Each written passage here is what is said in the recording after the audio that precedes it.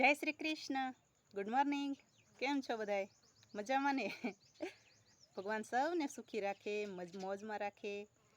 ભગવાન સૌના સપના પૂરા કરે. તો આજે મસ્ત વાત લઈને આવી ગયા છે. ગમે તો કોમેન્ટ કરજો. રૂપ જોઈને નહીં પણ ગુણ જોઈને સાથે ચાલો. ઘોડાની પાછળ અને રૂપિયાવાળાની આગળ વિચારીને ચાલવું, કારણ કે એ બંને ગમે ત્યારે લાત મારી દે છે. કમાવવું અને કામમાં આવવું બે વસ્તુ જીવનમાં જરૂરી છે, કારણ કે કમાવવાથી રોટલો મળે છે અને કામમાં આવવાથી કોઈકની દુઆ મળે છે. ખુશી એક એવી વસ્તુ છે જે તમારી પાસે ન હોવા છતાં પણ તમે બીજાને આપી શકો છો.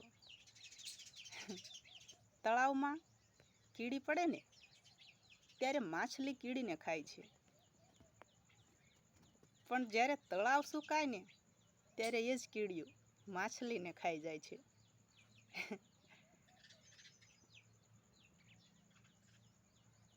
મોકો સૌને મળે છે, બસ સમયની રાહ જોવી પડે છે. જય શ્રી કૃષ્ણ. ખુશ રહેજો. Good morning.